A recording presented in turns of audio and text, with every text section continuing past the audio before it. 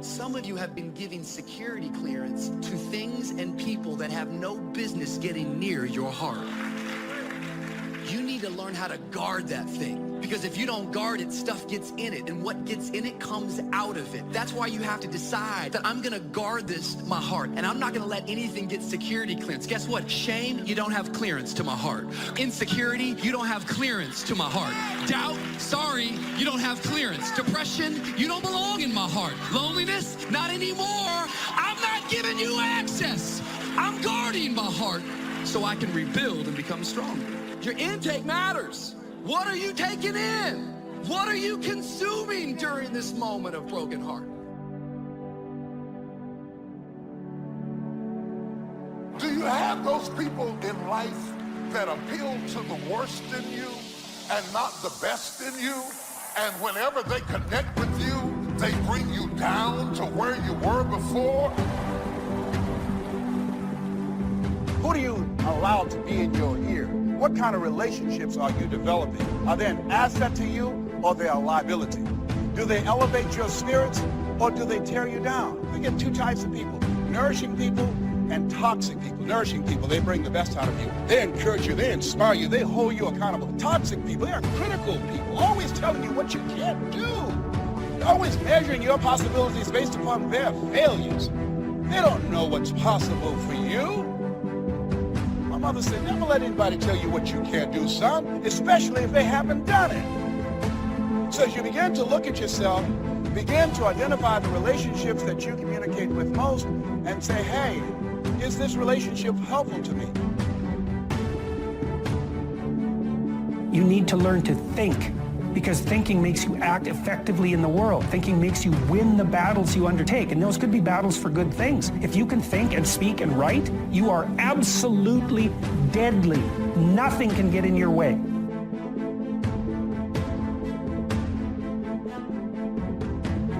I don't care how much you murmur and complain and kick and fuss and scream and yell. When you know that God has a plan for your life, He has you tied up while you're acting crazy. Tie you up while you're trying to do your own thing. Tie you up while your ambition is out of control. Tie you up while your temper is raging. Sometimes God will tie you up till the time is right. Nothing will work. Your money won't work. Your career won't work. The boyfriend will leave. The house will sell. Because when God has you tied up, He's not going to let you get away. Has there anybody in here that's ever been tied up? When I look at how my friends got loose, I thank Him for tying me up. I wasn't happy about it then, but I'm glad about it now. Feelings will lead us astray. Feelings can get us into trouble. And throughout life, you're going to have plenty of opportunities to lose your temper and say things you regret. You're going to get up some mornings and feel like being depressed, feel like being impatient, feel like getting upset. See, the feelings are always going to be there. But we've got to learn how to follow wisdom and do what we know is right and not just follow our feelings around. I heard somebody say, I can feel my emotions rising, but I made a decision not to get on board. Just because you can feel those emotions doesn't mean you have to get on board. And to be disciplined means to do the right thing when you feel like doing the wrong thing. When you feel like saying something that you know you shouldn't say, no, don't get on board. If things aren't going your way and you kind of feel like being discouraged, no, you've got to learn to discipline the negative feelings and keep a good attitude anyway. If somebody offends you, you feel like holding a grudge, no, discipline that emotion and learn to forgive them anyway. Trying to handle heartbreak, it's so important that we understand there has to be output to our life. Listen to me, if you're broken, don't take a break. Don't let the person who didn't love you stop you from meeting the person who will love you. See, what the enemy wants to do is the enemy wants to isolate you. And the enemy wants you to find some valley, and he wants you to camp out in that valley and say, nobody understands me, and nobody knows how bad my heart is broken, and nobody gets me, and because nobody gets me, I'm gonna go and do this thing all on my own. But I have come to remind you that that is a lie from the pit of hell. That is simply a reaction. And if you're ever gonna rebuild, it's gonna require to share with one another and walk through it together. I'm going to make it. It's possible. Your dream is possible. Say that to yourself every day. Feed your mind with words that you write and words that you speak to yourself. Feed your faith, and your doubts will starve to death. It's possible. It's possible. Even when you have no evidence to point to, say to yourself, it's possible. There's nothing as powerful as a made-up mind. It's a struggle sometimes to do that, especially when you have people around you telling you that it's not possible. And they're constantly pointing out your failures of the past, constantly reminding you of all of the things that you don't have going for you. Pain of discipline weighs ounces, but the pain of regret weighs tons. And if we live a lazy, undisciplined life, and we just give in to our feelings, and we act on these emotional impulses, we're going to make very poor choices that we regret later on. We would be much better off to just discipline ourselves right now so that later on we don't have to carry that heavy load of regret. I mean, how many times have we acted on our emotions and said something that we know we shouldn't say, and later on it ends up hurting us in that relationship? How many people today act on their emotions and they get involved in a relationship outside of their marriage, and later on it ends up tearing the whole family apart? Friends, the pain of discipline is minuscule compared to the pain of regret. How many marriages have ended because of social media? Your grandparents that's been married for 30, 40, 50 years did not have social media to contribute to the dysfunction of their marriage. We are growing up in a technology age where communicating and social networking has went to a whole nother stratosphere. So technically it's became even more challenging to be in a functioning, healthy marriage or relationship.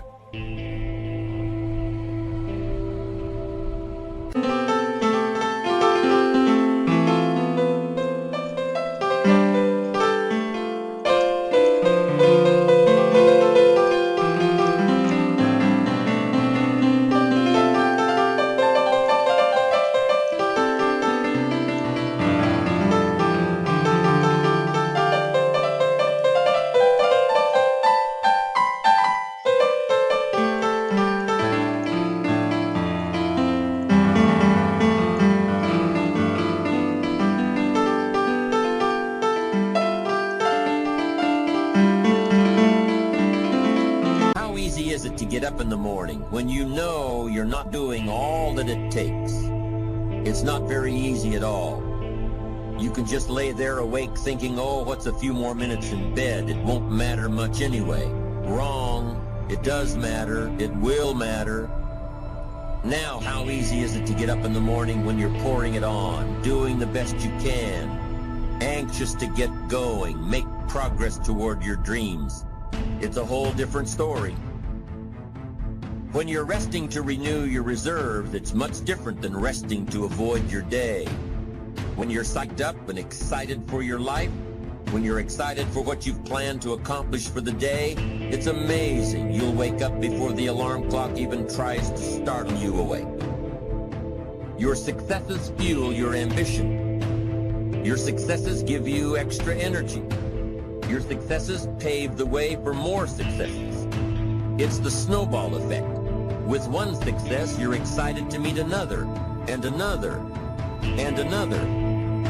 And pretty soon, the disciplines that were so difficult in the beginning, the disciplines that got you going, are now part of your philosophy.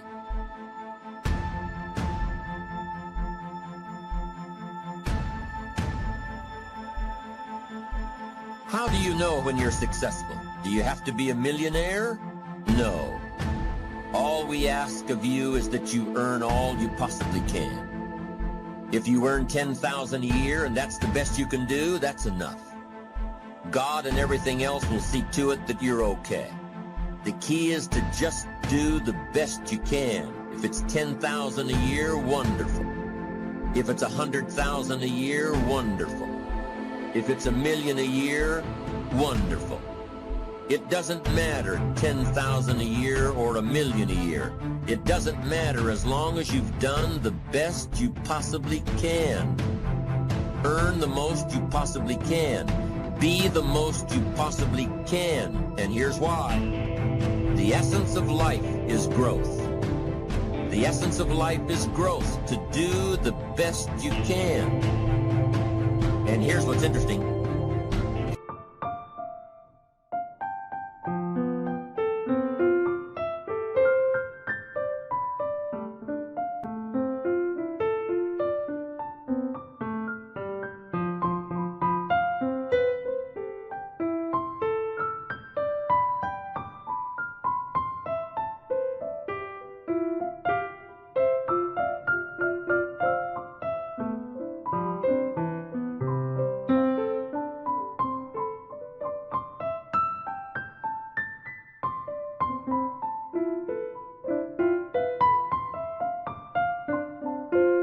Humans are the only life form that will do less than they possibly can. Humans are the only life form that will settle for less. Every other life form except human beings strive to its maximum capacity. How tall will a tree grow? Approximately. As tall as it possibly can. You never heard of a tree growing half as high as it could. No, trees don't grow half. Trees send their roots down as deep as possible, stretch their limbs up as high as possible, produce every leaf possible and every fruit possible. As a matter of fact, you never heard of a human physically growing half. We keep growing until we're done. Now that's a part of life we can't control. Find out who you're associating with. If those people add something to you, if they give you something in return, or is it all just a give and take, meaning like they just take and then you give? That's a bad relationship, man. Get the negative energy out of life. These people that you're around, they're always complaining and everything else. They're taking part of your soul. You only have so much to give every single day. Why waste it on that, guys? You gotta love yourself in order to love somebody else, guys. You gotta be whole and happy with who you are if you can never help somebody else out. People say, oh, it's selfish to just care about yourself. Well, if you need some fixing and reworking, it's not selfish, because you can get yourself better and then be able to really lend a hand in an honest way to somebody to really help them out. I want you to ask yourself, do I love myself enough to give myself permission to go after what I want? Like, do I love myself enough to exercise this weekend? Do I love myself enough to study that extra hour? Because when you can start saying yes to loving yourself, you start to realize just how far you're able to go. And I wish people knew that the ability to succeed, it's all inside of you. It's never been hidden. It's just, do you love yourself enough to let it out? The best version of yourself is so beautiful and so amazing. And yes, people may not accept you all the time and they may hurt you, but I don't want you to keep that in.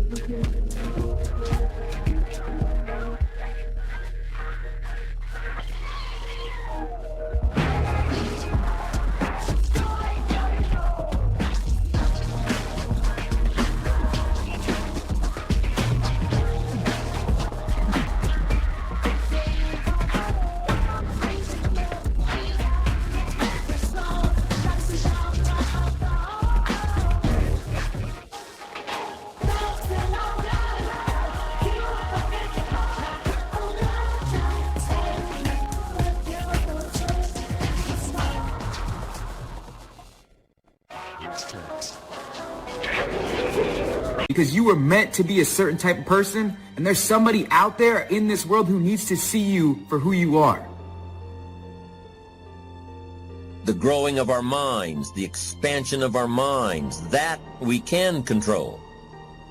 And that's what tends to get away from us. All life forms inherently strive to their max except human beings. Now, why wouldn't human beings strive to their maximum possibility? Here's why. Because we've been given the dignity of choice. It makes us different than alligators and trees and birds. The dignity of choice makes us different than all other life forms. And here's the choice: to become part of what we could be, enough to get by, or to become all that we can be. My best advice for you is to choose the all. Earn all you can, make all the friends you can, read as many books as you can, develop as many skills as you can, see as much as possible, do as much as possible, make as much fortune as possible, give as much of it away as possible. The max. There's no life like it. I'm telling you, once I got on track, I've never looked back. Pick up the challenge. Go for it. Take the best of the two easies. Take the route of it's easy to get ahead. It's easy to do all you can. It's easy to succeed. It's easy to have financial freedom. The more you do, the more you get. So the two primary benefits of positive reinforcement are, number one, to build good habits, and number two, to create more energy to fuel your ambitions, your desires, your achievements. How can you isolate what's working for you and what isn't? How can you make sure that you are reinforcing your positive disciplines? Well, if it isn't apparent, easy to see right away, if what you're doing is happening in such small increments that you're not sure if you're on track, then you need to be writing it down. You need to keep a journal anyway. But if you really aren't sure that what you're doing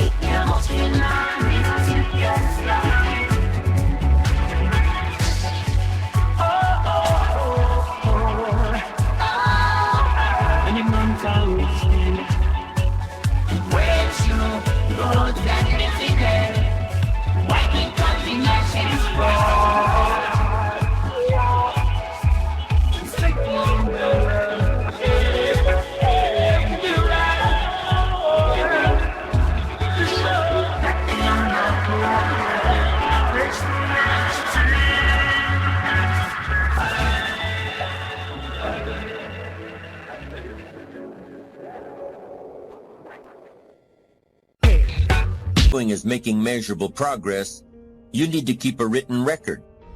You need to write down everything that may be relevant in your day. What you did, who you saw, what you felt, how it may or may not affect you now and in the future. The best way to track your activities of the day is to write them down. The best way to track your activities of the week is to write them down.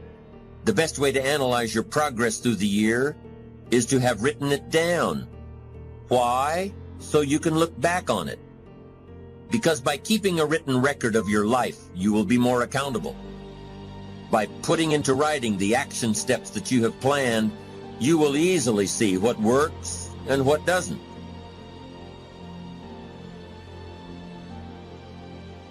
Most people just try to get through the day, never writing anything down, never keeping track of their progress along the way, never really knowing if they are doing all they can to reach their goals, to drive their ambition. But gifted people learn to get from the day. They don't let a day end without picking up some valuable experience, some emotional content, some idea that may positively affect their future. To get the most from a day, to learn the most from a day, you need to be able to reflect on the day. And how can you reflect on a day unless you record it in history?